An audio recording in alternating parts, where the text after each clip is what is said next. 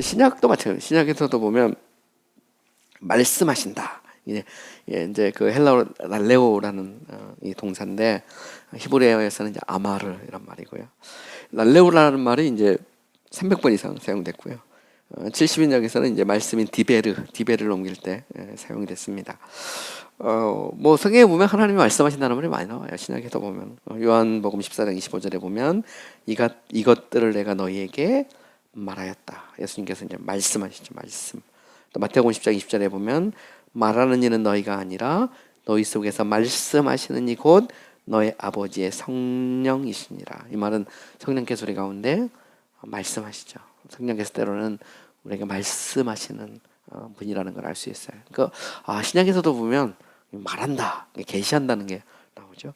히브리서 1장 1, 2절에 보면 또 이런 말씀이 있어요. 옛적의 선지자들을 통하여 여러 부분과 여러 모양으로 우리 조상들에게 말씀하신 하나님이 이 모든 마지막 날에는 아들을 통하여 우리에게 말씀하셨으니, 구약성경에 보면 하나님께서 여러 부분과 여러 모양으로 선지자를 통해서 말씀하시죠. 그죠? 뭐 때로는 뭐 어떤 모형론적으로도 상징적으로도 말씀하십니다. 성막 같은 것도 마찬가지고, 또 하나님이 구체적으로 이렇게 말씀하시거든요. 그러니까 구약에서도 말씀하신 하나님이 이 마지막 날, 그 종말의 때, 이 마지막 때 예수 그리스도를 통해서 말씀하셨다. 그래서 신약에서도 하나님은 말씀하시는 하나님이다라는 것을 알 수 있죠. 또 이제 마라다로 번역되는 이제 레고와 말씀으로 번역되는 로고스란 말이 정말 많이 나오죠. 그래서 성경에 보면 신약 성경에 레고라는 말이 2300번, 로고스라는 말이 300번 이상 나옵니다. 여러분 이제 요한복음 1장 1절에서 말씀이 태초에 말씀이 계시니라, 그죠? 그때 그 말씀, 이 말씀이 이제 곧 예수님이죠. 말씀이 육신이 되어 우리 가운데 거하시고 우리가 그 영광을 보니 아버지 독생자 영광이라 이렇게 말할 때, 이 말씀이 이제 하나님과 함께 계셨고 이 말씀이 또 하나님이고 이 말씀을 통해서 이 땅에 있는 모든 것이 나지 않은 것이 없다. 모든 것이 다 이 말씀을 통해 났다는 말이거든요. 근데 되게 재밌는 것은 예수님을 말씀이라고 하잖아요. 로고스잖아요. 로고스. 왜 그래서 말씀이라고 했을까? 이거는 당시 이제 히브리적 배경을 보면, 헬라 히브리적 배경을 보면 어렵지 않게 할 수 있죠. 당시 보면 이제 그 헬레니즘적인 사고에서 이 어떤 존재 원천이 이 헬레니즘적인 사고에서는 그 존재 원천이 있는데 그 존재 원천을 어떤 비인격적인 존재로 생각했거든요. 그 모든 것의 어떤 그 원천, 그게 로고스인데 그 모든 것에 어떤 원천이 있다. 근데 그들이 생각하는 그 원천은 비인격이거든요. 그런데 여기서 이제 그 사도 요한은 그게 비인격이 아니라 말씀이라는 거예요. 말씀이라는 말은 인격이란 말이거든요. 말한다는 말 자체가 인격이란 말이거든요. 원래 그냥 말씀이란 말 자체가 이 영혼부터 인격이 있었다는 말입니다. 비인격이 아니고, 태초에 인격이 있었고 그 인격이 하나님과 함께 있었고 그분이 하나님이고 그 인격을 통해서 세상이 만들어졌다. 이 말하고도 똑같은 말이에요. 이게 굉장히 중요한 말이죠. 이 말은 결국 인격이신 하나님이, 그죠? 예수 그리스도를 통해서, 또 그 그리스도가 또 하나님이죠, 본질상.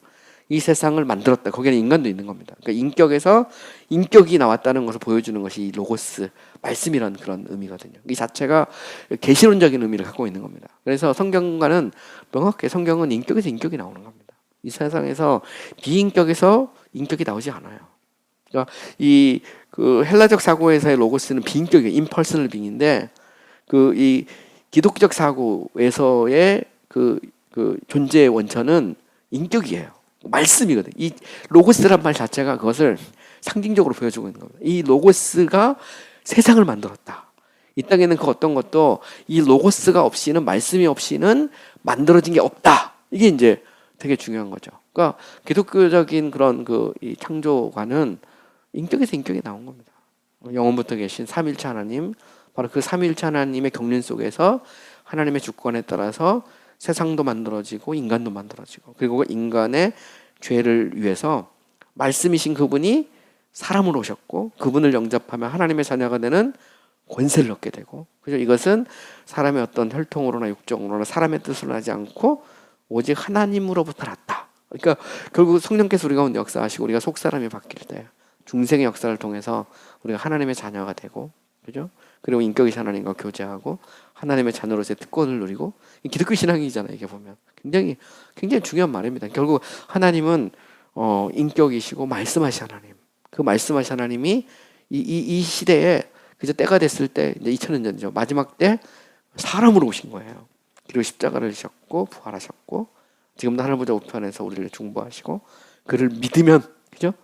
그를 영접하면 우리가 하나님의 자녀가 되고 이게 참 보면 뭐 신비 중에 신비죠. 야, 이게 보면 유대 땅 베들레헴에서 태어난 예수가 하나님이고 하나님의 아들이다. 이게 우리 그걸 믿는 거거든요. 이슬람에서는 예수님을 이제 선지자로만 보려고 그래. 선지자. 하나님으로 안 보거든요. 그러니까 유대교와 당시 예수님과의 충돌이 여기서 나오거든요. 보면 예수가 그리스도란 말은 메시아란 말이고 메시아인데 이 메시아는 영원부터 계신 하나님의 아들이 본질상 하나님이신 그분이 사람이 됐다는 말이거든요.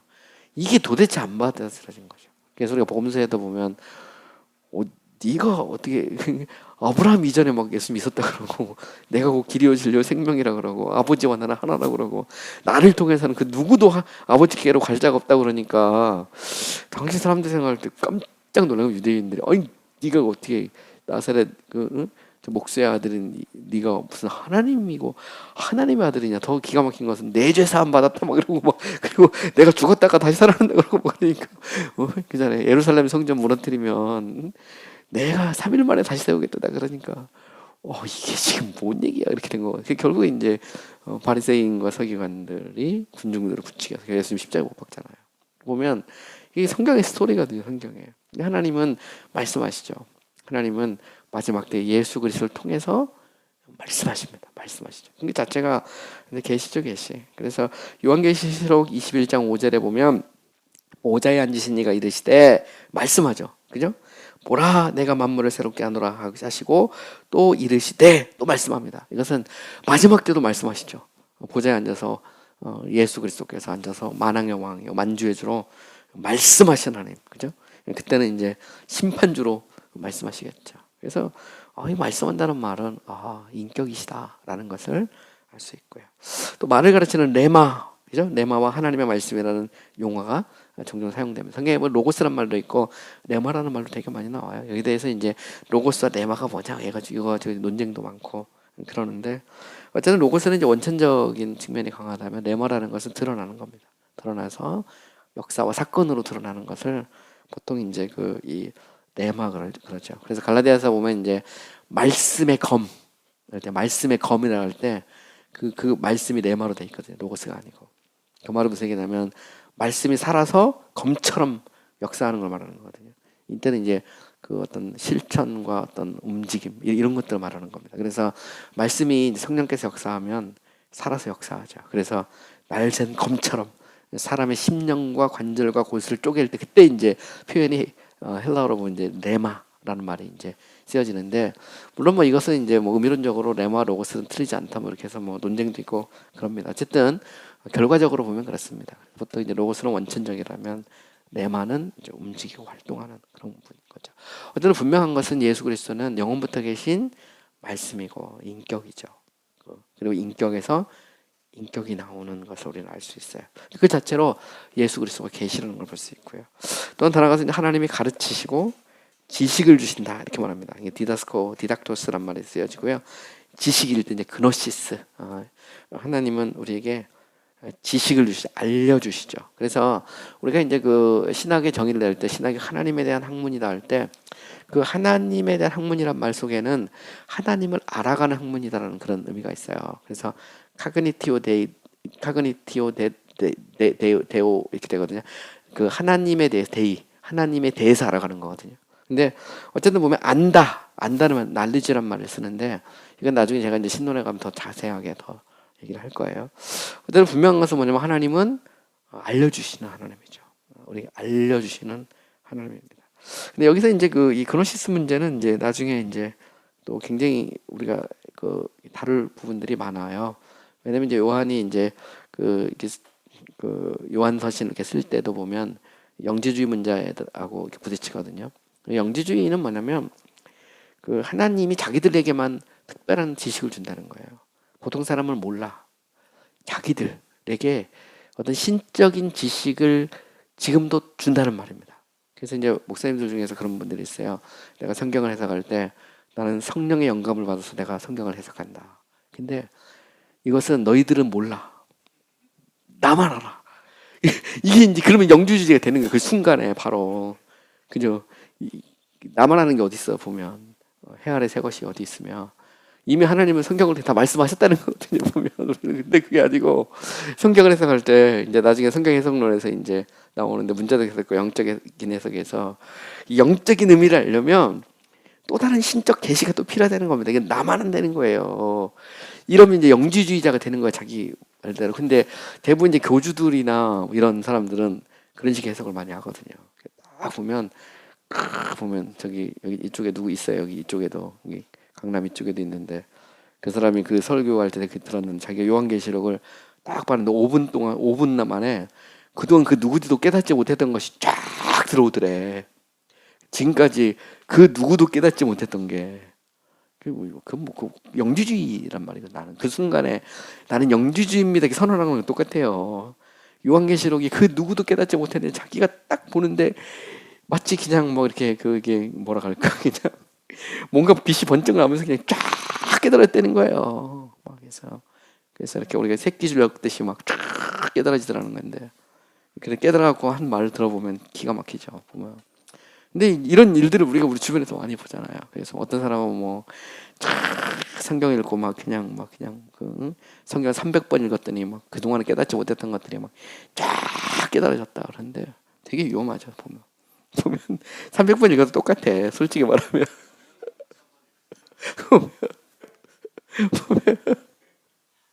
근데 뭐 뭘 많이 읽으면 좋죠. 많이 읽으면 좋고. 소리가.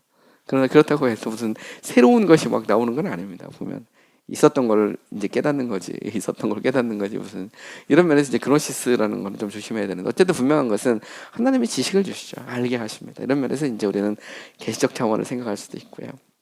또 성령은 우리로 하여금 진리를 나타내 주시고 깨닫게 하시죠. 분명하게 알게 하십니다. 이거는 뭐 예수님께서도 말씀하셨죠. 성령이 오시면 성령이 임하면 알게 하신다는 거. 성령의 역사는 우리를 깨닫게 하시죠. 그래서 우리가 이제 성서 해석에서 성령의 조명, 그죠? 성령의 그 영감과 조명을 이제 구별합니다. 영감은 인스피레이션은 성경의 기록과 관련되어 있는 것이고 또 우리가 성경을 해석할 때는 성령의 내적인 조명을 통해서 internal illumination, 성령의 조명을 통해서 우리가 하나님의 말씀을 깨닫죠. 성령의 비춤 뭐 이런 걸 우리가 지금도 얘기할 수 있는데 그건 뭐 나중에 제가 이제 성서 해석의 문제를 다룰 때 좀 더 자세히 다루도록 하겠습니다.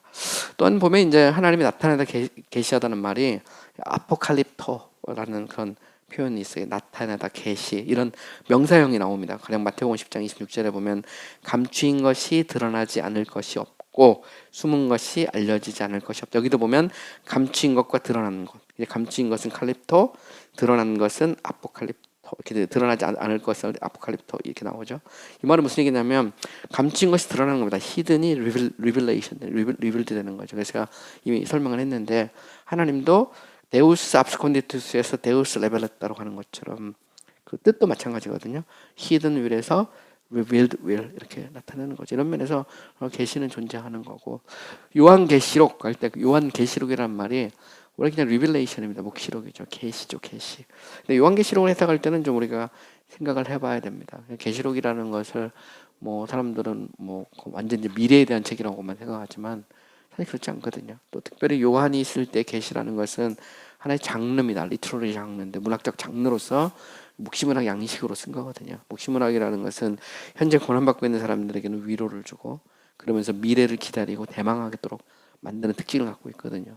묵시문학의 특징은 대부분이 상징적 언어로 쓰여진다는 겁니다. 그래서 요한계시록은 이제 상징적 언어로 쓰여졌거든요. 그래서 요한계시록을 이제 어떻게 해석하느냐 이런 문제는 뭐 또 다른 이슈가 되고요. 나중에 이제 우리가 성서 해석의 문제를 다룰 때 조금 더 언급을 하겠습니다.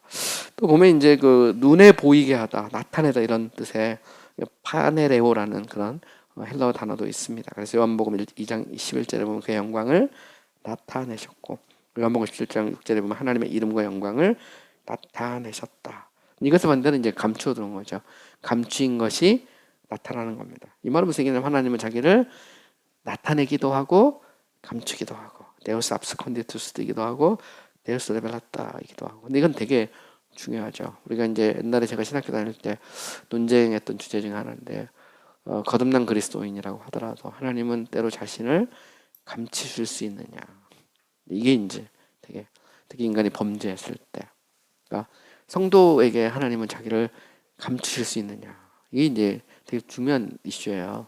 우리가 범죄할 때 하나님은 자기를 감추시는, 그리고 때로는 우리를 또 기다렸다가 나타내기도 하고.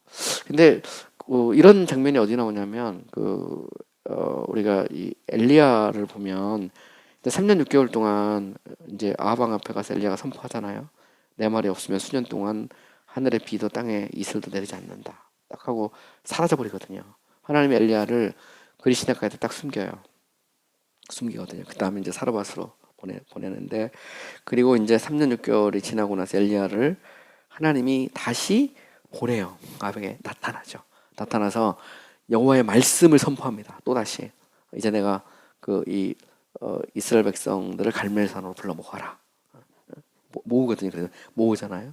근데 보면 이제 하나님이 감추었다가 자기를 드러내죠. 3년 6개월 동안 드러냅니다. 말씀하지 않아요. 근데 굉장히 재밌는 게 있어요. 왜 하나님이 엘리야를 그리시네가로 숨기셨을까? 그것은 기근 속에서 엘리야를 보호하고 지키는 것도 있지만 하나님이 그 기간 동안 말씀을 하지 않아요. 침묵, 오랜 침묵. 하나님이 말씀하지 않거든요. 근데 이거 자체가 심판입니다. 보면. 왜냐면 이스라엘 백성이 이제 바벨론 포로로 가잖아요. 그때도 선지자들이 따라가요. 그때 뭐라고 말하냐면 너희가 포로로 잡혀가지만 내가 너희에게 선지자를 거두지 않고 말씀하겠다 그래, 하나님이 직접. 그러니까 비록 그들은 포로 생활이지만 그 속에서 하나님의 말씀을 들을 수 있었어요. 그죠? 그 속에서 하나님은 말씀하시는 하나님 여전히. 그런데 9시대 3년 6개월 동안 하나님은 말씀을 안 해요. 침묵이죠. 가장 큰 심판이 하나님이 말씀하지 않는 게 심판입니다. 오늘날도 마찬가지죠. 오늘날도 하나님께서 성경을 통해서 혹은 아니면 강대상에 있는 목회자를 통해서 자신의 말씀을 들려주지 않는 게 심판이거든요. 따지고 보면. 근데 어쨌든 보면 성경에 보면 감추기도 하고 드러내기도 하시는 이런 하나님의 모습을 우리가 성경 속에서 볼 수가 있어요. 그래서 우리도 좀 생각을 해봐야죠. 지금 하나님은 나에게 말씀하시는 하나님인가 아니면 감추시는 분이신가, 이런 것들도 한번 생각을 해보세요. 이미 제가 얘기했는데 이제 계시록, 그죠? 계시록이라는 말은 이제 아포칼립틱이라는 이 표현이고요. 요한계시록 할 때 그 계시록이 바로 여기서 나옵니다. 하나님이 반모섬에서 요한에게 앞으로 일어날 일, 그리고 지금 현재 일어나는 어떤 사건들과 관련해서 계시를 보여주죠. 이 자체가 계시입니다. 계시, revelation, 이게 이제 계시입니다. 계시. 그리고 이거 자체는 당시 보면 하나의 어떤 문학적 장르로서 또 어떤 역할을 하고 있는 것도 볼 수 있고요. 또 그리스도께서 나중에 오실 때, 그죠? 재림이라고 하는 것은 그게 나타나심이죠, 그죠? 그래서 에피파네이아 하면 주님께 다시 오십니다. 다시. 이 자체가 이제 결국 이 빛으로 비추다는 단어에서 온 말인데 주님께 다시 오시죠. 이것도 보면 역시 계시라는 것을 알 수 있어요. 자, 어쨌든 우리 정리를 해보면 그렇습니다. 우리가 구약을 받든 신약을 보든 하나님은 자기에게 나타내시고 말씀하신 하나님, 그죠? 바로 그 하나님은 계시 하나님이다라는 것을 우리는 알 수 있다라는 것입니다. 그리고 이제 계시하는 크게 두 가지 종류가 있어요. 하나는 이제 일반 계시가 있고 특별 계시가 있습니다. 하나님의 자연을 통해, 역사를 통해, 인간을 통해 자신을 계시하죠. 우리는 자연을 통해서 하나님이 어떤 분인지를 더듬어서 알 수 있어요. 또한 우리는 역사를 통해서도 알 수 있습니다. 인류 역사를 통해서 보면 항상 보면 악이 승리하는 것 같아도 결코 그렇지 않습니다. 하나님은 악에 대해서 심판하시죠. 이런 면에서 통치자들은 하나님을 두려워해야 됩니다. 그렇지 않으면 결국 역사는 그렇습니다. 보면 저는 뭐 우리나라 근대사도 이렇게 보면 결국 악이 승리하는 것 같지만 승리하지 못하거든요. 거짓이 진리를 이기지 못하고 어둠이 빛을 이기지 못합니다. 결국 하나님은 공의 하나님이고 하나님 그 공의를 역사를 통해 드러내시죠. 물론 그 속에서는 또 인간의 어떤 처절함, 또 어떤 죄악상, 또 그로 인한 어떤 심판, 뭐 이런 것들도 이제 같이 볼 수 있고요. 또 인간 자체를 봐도 알 수 있습니다. 인간이 얼마나 정교한지, 얼마나 놀라운지, 어떤 인간의 어떤 인격성, 뭐 어떤 신체적 능력, 뭐 이 모든 걸 보면 대단하죠. 근데 이것을 통해서도 사람이 우연히 만들어진 게 아니라면, 저절로 그냥 있는 게 아니라면 우리는 어떤 사람의 기원을 생각할 수밖에 없거든요. 이런 면에서 이제 존재유비라는 게 나오는 겁니다. 존재유비. 존재유비의 가장 두드러운 특징은 인간에게서 나오거든요. 보면 하나님과 가장 닮았으니까. 보면 하나님이 자기 형상대로 만들었다는 말은 하나님이 자신의 복사판으로 만들었다는 말이거든요. 그러니까 그 이미지라는 말이 바로 그 말이거든요. 붕어빵 찍었다는 말이거든요. 근데 제한된 범위이긴 하지만 하나님께서는 인간을 통해서 자기를 드러내십니다. 그래서 보통 이제 우리가 인간을 소우주라 그러거든요. 소우주. 우리가 눈에 보이는 걸 대우주라고 말하면 인간처럼 심오하고 인간처럼 복잡한 존재가 없죠. 그래서 저도 뭐 제안하고 30년 살았는데 아직도 다 모르겠어요. 보면 그게 인간이죠. 보면 그걸 어떻게 다 알아요? 알면 제가 신이게. 제가 볼 때 오묘합니다. 오묘해. 보면 웃으시는 거 보니까 다 비슷한 것 같은데 보면 오묘하죠. 인간은 다 오묘합니다. 아마 제 아내도 저를 보면 그럴 거예요. 오묘하다 이렇게 느껴갑니다. 그 속에서 우리는 이제 하나님을 더듬어서 알 수 있죠. 왜냐면 그 자체가 하나의 계시죠, 계시. 그래서 하나님의 창조, 하나님의 영원하심, 권능, 지혜, 인격, 선하심, 권위를 증거하죠. 시편 19편 1절에 보면 하늘이 하나님의 영광을 선포하고 궁창이 그의 손으로 하신 일을 나타내는도다. 자연은 하나님의 영광을 선포하고 하나님의 영광을 보여주죠. 그러니까 자연 자체가 계시라는 것을 알 수 있어요. 고대 교부 처치 파더스 중에 이레니우스라는 사람이 있어요. 이레니우스에 대해서는 뭐 공부하다 보면 좀씩 나올 수 있는데 특히 인간론 뭐 이런 거 할 때 보면 좀 더 나옵니다.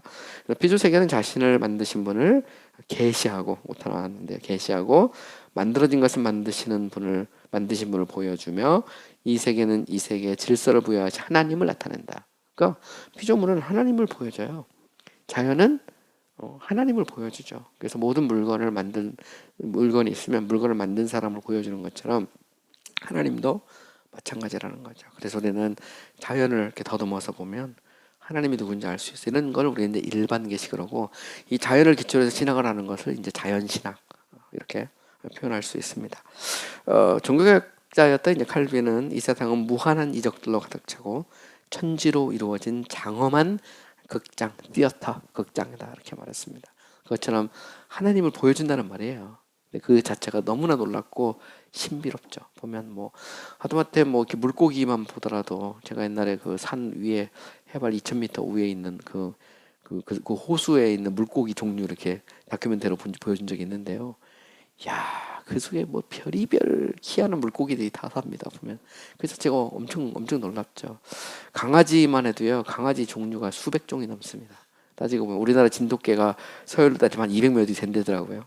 정말 이렇게 품종에 따라서 쫙 서열을 먹이는 거 보면 엄청 다양하잖아요. 보면 뭐 강아지도 보면 성격도 다르고 생긴 것도 다르고 별의별 게 다 있어요. 우리 그걸 보면서 하나님은 참 위대하신 분이다, 대단하다라는 것을 더듬어 알 수가 있는 것이죠. 자, 그 다음에 또 하나님이 이제 자기 형상대로 만들었어요. 그죠? 그래서 우리는 인간을 보면 하나님이 누군지 알 수 있어요. 그래서 하나님이 사람을 만든 목적은 하나님의 영광을 위해 만들었죠. 하지만 이제 사람이 하나님께 영광을 돌리지 않게 됐어요. 그래서 참 보면 그 인간은 이제 부패했는데 그렇다고 해서 존재 목적이 사라지는 것은 아닙니다. 어쨌든 하나님은 자연을 통해 인간의 역사를 통해 인간 자체를 통해서 하나님은 자기를 계시하죠. 근데 이제 문제는 뭐냐면 이제 인간이 범죄한 이후로 이렇게 하나님이 우주 만물을 통해 자신을 드러내지만 인간은 여기에 대해서 한계가 있어요. 그래서 모든 피조물이 구속의 날을 기다리고 있죠. 기다리고 있는데 참 재밌는 게 저는 요나서를 보면 이 자연은 하나님의 뜻에 순종을 해요. 보면 바람도 물고기도 심지어 박넝쿨도 또 동풍도 다 순종하거든요.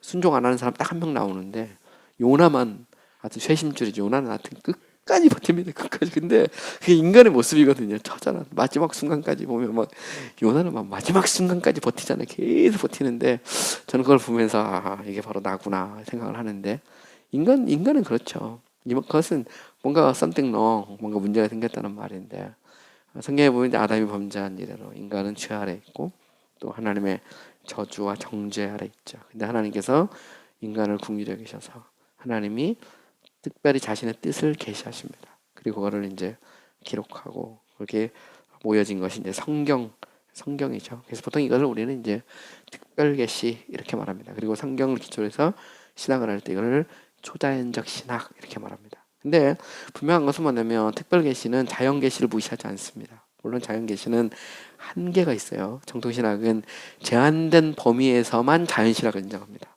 그죠? 물론 뭐 이제 우리가 18세기 이렇게 후반 넘어가고 이제 그 소위 말하는 이제 계몽주의 이성의 시대가 오면 이제는 뭐 막 철학이 막 성경 위에 올라가고 막 자연신학이 주인공이 되지만 정통신학에서 혹은 전통신학에서는 당연히 자연신학은 제한될 수밖에 없죠. 인간의 죄로 말미암아 한계가 있습니다. 그래서 하나님께서 특별히 자신의 뜻을 보여주시죠. 근데 성경에 보면 이제 인간은 끊임없이 뭔가를 추구합니다. 바벨탑 사건이 그런 거잖아요. 근데 하나님께서 그 바벨탑을 무너뜨리고 그 다음에 나오는 게 아브라함이에요. 그래서 아브라함을 통해서 하나님이 자신의 방법을 가르쳐 주시죠. 바벨탑은 인간이 스스로 하나님을 찾아가는 거라면 아브라함은 하나님이 주신 약속의 자손을 통해서 하나님께 나아가는 방법을 가르쳐 줍니다. 이게 특별한 계시죠. 그래서 하나님께서 인간이 막 하려고 하는 그 바벨탑에 대해서도 기록하고 또 아브라함을 통한 특별한 계시도 기록하는데 이걸 이제 다 기록한 건 우리 이제 특별한 계시고 성경이 자연 계시를 인정하기 때문에 자연 계시를 인정하는 거예요. 우리는 보면 그런 면에서 우리 이제 성경의 한도 내에서 자연을 보죠. 자연을 보는데 어쨌든 분명한 것은 뭐냐면 하나님은 자연을 넘어서 특별히 자신이 누구이고 자신이 어떻게 일하시고 자신의 뜻이 무엇인지를 알게 하시죠. 심지어는 범죄하기 전에도 하나님이 말씀하세요. 선악을 알게 하는 나무 실과는 먹지 마라. 먹으면 죽는다. 하나님은 경고하시죠. 말씀하신 하나님입니다. 이건 특별히 하나님이 계시하신 것입니다. 또한 이제 하나님께서 이제 범죄하고 난 다음에는 이제 더욱더 하나님이 특별히 말씀하시죠. 어쨌든 분명한 것은 성경을 보면 창조에서부터 구속 마지막 그죠? 마지막까지 하나님은 계속해서 초자연적으로 자신을 계시하고 말씀하시는 하나님이다라는 것을 알 수 있어요. 자, 11세기 이 개혁주의 신학자, 화려한 개혁주의 신학자 중에 조하네스 폴리안더라는 사람이 있어요. 폴리안더라는 사람의 이 조직 신학 이제 묶어놓은 그 책들을 보면 뭐라고 말하고 있냐면 계시는 자연 계시와 초자연적인 계시로 구분될 수 있다. 우리는 모든 사람의 마음에 기록되어 내적으로 얻어진 것이다. 하나님이 창조하신 것들에 대한 숙고를 통해 외적으로 얻어지는 것을 자연 계시라고 부른다. 우리는 진리의 성령이 하나님의 교회에 참된 이 형상의 진리를 드러내시기 위해 선지자들과 사도들에게 직접 주신 것을 초자연적 계시라고 부른다. 어쨌든 보면 이제 폴리안더는 자연 계시와 특별 계시가 있다라는 것을 인정하고 있다는 거죠. 그래서 우리가 일반 계시를 통해서 창조주 하나님이 누구인지 알 수 있어요. 그분의 실제와 위엄에 대해서. 반면에 특별한 계시를 통해서 하나님의 신실하심과 의로우심 같은 어떤 도덕적 성품에 대해서도 알 수 있고요. 또 하나님의 거룩하신 뜻이 무엇인지도 알 수 있죠. 그래서 우리는 성경을 통해서 구원의 진리, 다른 무엇보다도 예수 그리스도를 발견할 수 있습니다. 성경에 대해서는 이제 이제 시편 19편 7에서 9절에 보면 성경이 어떤 책인지에 대해서 말하고 있어요. 여호와의 율법은 안전하여 영혼을 소성시키며 여호와의 증거는 확실하여 우둔한 자를 지혜롭게 하며 여호와의 교훈은 정직하여 마음을 기쁘게 하고 여호와의 계명은 순결하여 눈을 밝게 하시는도다. 여호와를 경외하는 도는 정결하고 영혼까지 이르고 여호와의 법도 진실하여 다 의로우시도다. 여기 보면 여호와의 율법, 여호와의 증거, 여호와의 교훈, 여호와의 계명, 여호와를 경외하는 도, 여호와의 법. 이게 다 이제 성경에 대한 그런 서로 다른 그런 표현이라고 이렇게 볼 수 있고요. 어쨌든 분명한 것은 성경은 우리를 향한 하나님의 특별한 계시죠. 우리는 성경을 통해서 하나님이 누구고 우리가 누구고 우리가 어떻게 구원받고 어떻게 구원받은 성도로 살아가야 되는지를 우리는 배울 수 있습니다. 그래서 또한 우리는 이제 여기서 한 가지 또 알아야 될 것은 뭐냐면 나중에 성서 영감론에서 좀 더 얘기를 하겠지만 성경 자체가 특별 계시기 때문에 우리가 성경을 이해하려면 성령의 역사가 필요하다. 왜냐하면 성경 자체가 성령의 역사를 통해서 하나님이 기록하게 하신 거거든요. 이런 면에서 참 우리의 신학은 초자연적인 신학이라는 겁니다. 근데 초자연적 신학이라는 것은 제가 이미 말했듯이 자연 신학을 무시한 게 아닙니다. 하나님은 때로 언어를 통해서 시각적인 현현을 통해서 선민적 사건을 통해서 성육신을 통해서 특별히 계시하시죠. 그리고 어쨌든 그걸 이제 기록한 것을 우리 이제 성경 이렇게 말합니다. 이런 면에서 이제 나중에 가면 이제 그 성경을 계시에 대한 기록으로 볼 거냐, 계시 그 자체로 볼 거냐, 이건 상당히 논쟁이 논쟁이 있어요. 분명한 건 이제 성경이 계시를 기록한 것은 맞아요. 맞는데 단순히 그냥 그런 기록이라고 해서 거기 오류 가능성을 인정할 것이냐, 아니면 성경을 그냥 계시 그 자체를 볼 것이냐, 이 부분에 대해서는 성경론에서는 상당히 이제 마치 뜨거운 감자처럼 많은 그런 논쟁을 가지고 있는 그런 부분이기도 합니다. 어쨌든 이제 구체적인 내용은 이제 좀 더 우리가 이제 성경론을 공부하면서 앞으로 이제 공부를 해보도록 하겠습니다. 일단 계시와 성경 관계는 여기까지 일단 하겠습니다.